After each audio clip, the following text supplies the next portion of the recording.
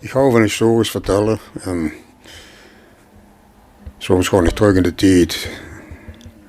Ik ga terug naar de tijd toen mijn twee grandpers met twee ampas nog leefden. Ze woonden alle twee in de Tafelstraat. Wat twee verschillende mensen. Laten we beginnen met de pa van mijn pa, Twijn Pieters. Die is me geskind, rappeleer. Boek van 5-7 graag. Of een stuk chocolade. Of een ei.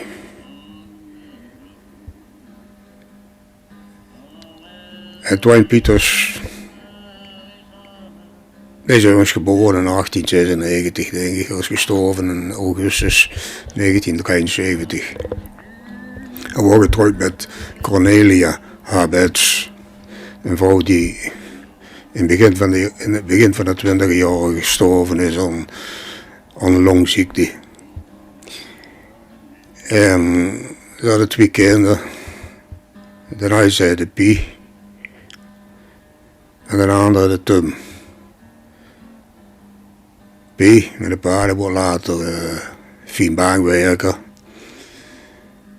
En hoorde die tak Schelder. En Tum, wij wordt priester, pater, eigenlijk meer missionaris. Hoewel die zeggen sociaal werker en die in 1958 naar Brazilië vertrok.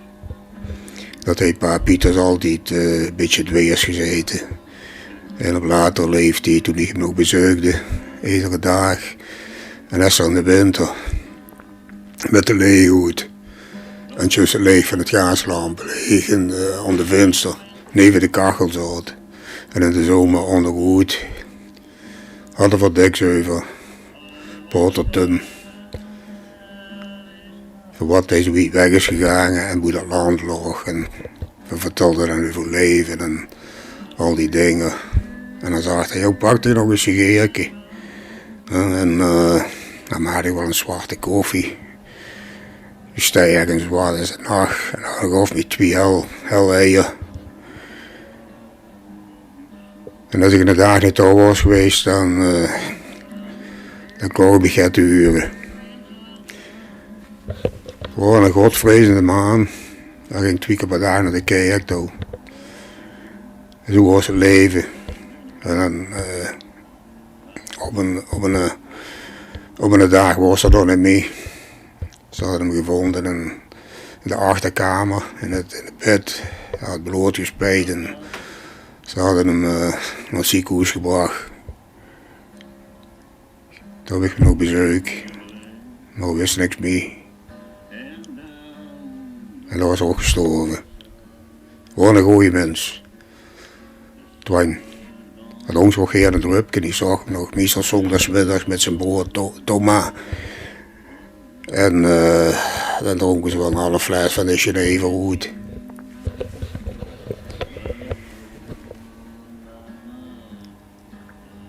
Aan de andere kant in het huis, daar woonde mijn andere ampa, van mama kant. Zus, Franciscus van Rijsselt, zus. Een hele andere mens als Twijn. Een echte socialist. Had niks op met de kerk. Ze had bij mij kunnen beginnen, zwart er ook binnen. Terwijl we met Twijn Pieters helemaal geen problemen had. Ze leefden gewoon neven elkaar en ze hielpen elkaar. En zus waren een mens die, zelfs als ze langs de kapel van de vrouwen leefde, deed er nog zijn muts af. En zijn vrouw was Minama, Mieke, Mieke, Dassen. En ze beide iedere dag en dan had ze nog de nummer met kolen even de kachel stond. En dan zat ze dan boesjes in te branden. En ze beiden voor de kinderen en de kleinkinderen. En Ama wordt 10 jaar ouder als zus. Ama had 7 kinderen met een zekere Roommakers. Die heeft net geen kind op. En die is gestorven dan in het begin jaar, toen hij 40 was of 43, aan het delirium. Die lui dronken toen gezuiverde spiritus. Later is ze getrouwd met Ampa's zus, die 10 jaar jonger was. En toen hebben ze nog 2 kinderen gekregen.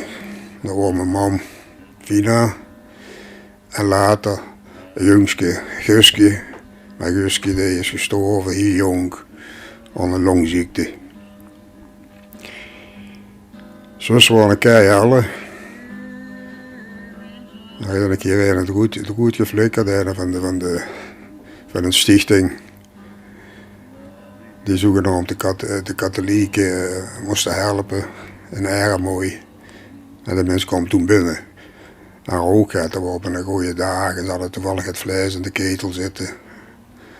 En dat hij zag, ja, je hebt volgens mij niks nodig, je gewoon uit de keten,